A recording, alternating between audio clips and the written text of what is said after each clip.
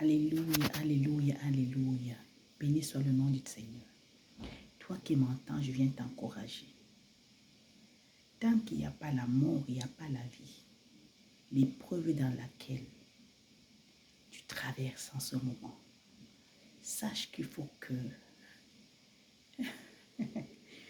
tu ne puisses plus avoir des forces. Que tu ne puisses plus avoir des forces pour lutter, pour te batailler, pour que Dieu entre dans le combat. Tant que tu te bats avec tes propres armes, tant que tu te bats avec ta propre intelligence, tant que tu te bats avec tes propres émotions, sache que tu n'es pas morte. Tu n'es pas mort, alors Dieu ne peut pas agir. L'épreuve vient t'écraser pour que tu puisses mourir et que tu te communiques sa vie. C'est quand dans la faiblesse, c'est dans la faiblesse que la puissance de Dieu se manifeste.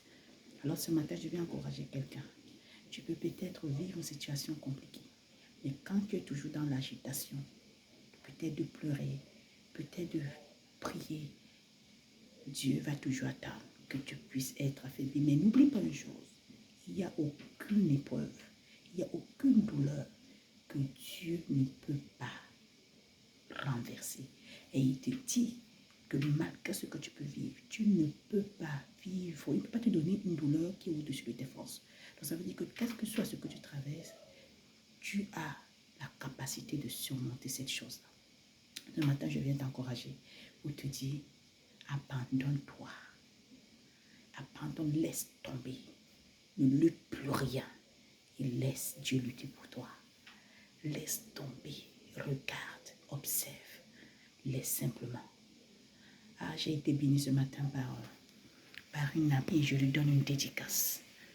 Bernadette, si tu me suis, sois bénie au nom de Jésus. Elle racontait une histoire d'une personne qui, comment dirais-je, un réseau de gens qui kidnappent les gens et prennent les organes. Mais sauf que ces organes, quand ils sont pris, les gens qui tuent ces personnes ne peuvent pas prendre les organes quand les personnes sont mortes.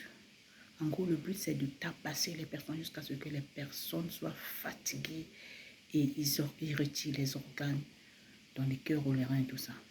Mais elle me racontait une histoire d'un jeune homme qui est venu témoigner qu'il avait aussi été attrapé par ces kidnappeurs-là.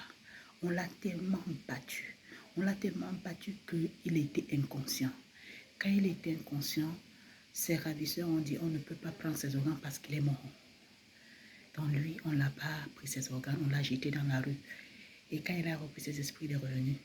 C'est la grâce de Dieu qui l'avait localisé. Cette grâce de Dieu l'ayant localisé, alléluia, le Seigneur est merveilleux. La grâce de Dieu l'a localisé. Il est venu témoigner. Et ça nous rappelle une histoire.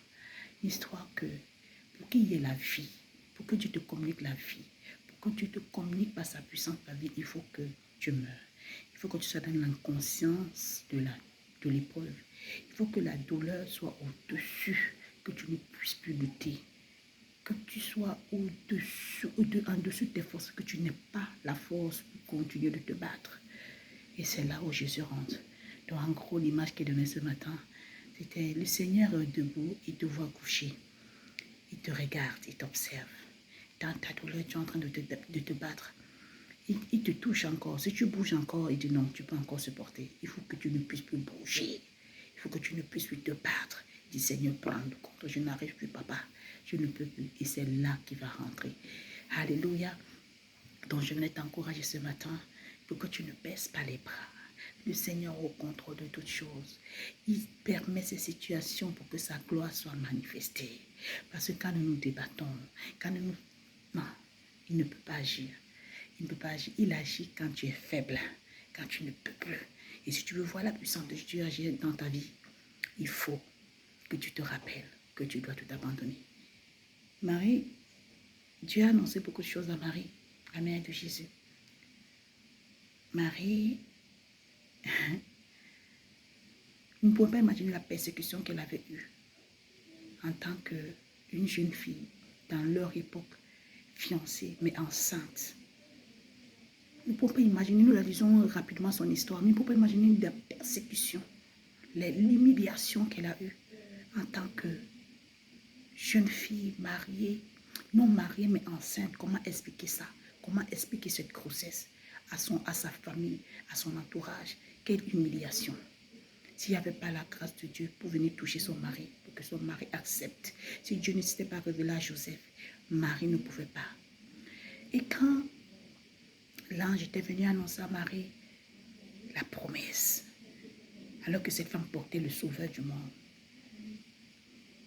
elle a demandé à Dieu comment cela se fera-t-il, parce qu'elle ne savait pas comment cela va se faire.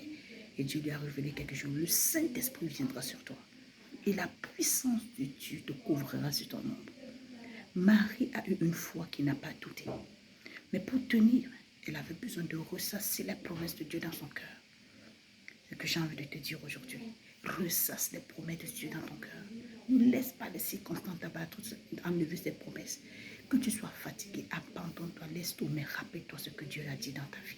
Rappelle-toi la promesse de Dieu dans ta vie.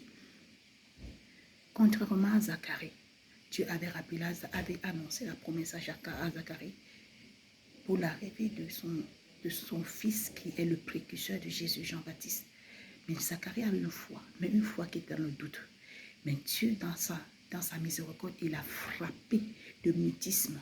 Il a déclaré Zacharie muet pour que Zacharie ne puisse pas parler parce qu'il ne peut pas imaginer quelle est la grâce que Dieu voulait faire dans sa vie. Donc, il a préféré que Zacharie soit muet pour que Zacharie ne soit pas dans son doute en train de déclarer des choses qui ne vont pas atteindre, qui ne vont pas permettre l'accomplissement de la destinée de Zacharie et son épouse. Alors, la foi de Zacharie dans le doute, Dieu l'a frappé de mutisme.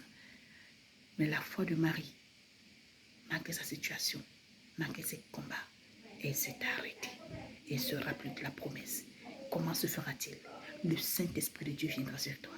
Et la puissance du Très-Haut, alléluia, te couvrira de ses ailes. Bien-aimé, ce que je voulais te partager aujourd'hui, de ne pas abandonner. Si tu continues de t'agiter dans les situations dans lesquelles tu vis, tu ne peux pas y arriver. Il faut que l'épreuve t'écrase. L'épreuve vient pour t'écraser, pour t'enlever tes forces. Et quand tes forces sont ôtées, là tu vas voir la puissance de Dieu qui donne la vie. Quand les forces sont ôtées, tu vas voir, quand tes propres forces sont ôtées, c'est là où Dieu rentre en action. Alors, bien-aimé, sois encouragé. Ne laisse personne t'enlever ce que Dieu a dit dans ta vie. La parole de Dieu est claire. Heureux celui qui a cru à la parole qui a été annoncée. À la parole qui lui a été annoncée, elle fera. Alléluia. Ou il fera ces choses-là s'accomplir. Que le nom du Seigneur soit béni. Et Marie pourrait dire, oh, je suis une bienheureuse. Toutes les générations diront, je suis une bienheureuse parce que mon Dieu, parce que mon Père a fait des grandes choses pour moi. Bien-aimés, soyons tous des maris. Soyons tous des maris. Oui, nous allons déclarer, oui, je suis bienheureuse. Je suis bienheureux parce que mon Dieu a fait des grandes choses. Car il est écrit, rien n'est impossible à Dieu. Donc la situation dans laquelle tu traverses, c'est la volonté de Dieu que Dieu a permise afin que tu puisses mourir à toi-même pour que la puissance de sa vie qui communique puisse rentrer en action et afin que sa seule gloire soit connue. Parce que c'est ça le but. Nous traversons les épreuves et quand nous sortons de ces épreuves, nous allons déclarer que Jésus est Seigneur.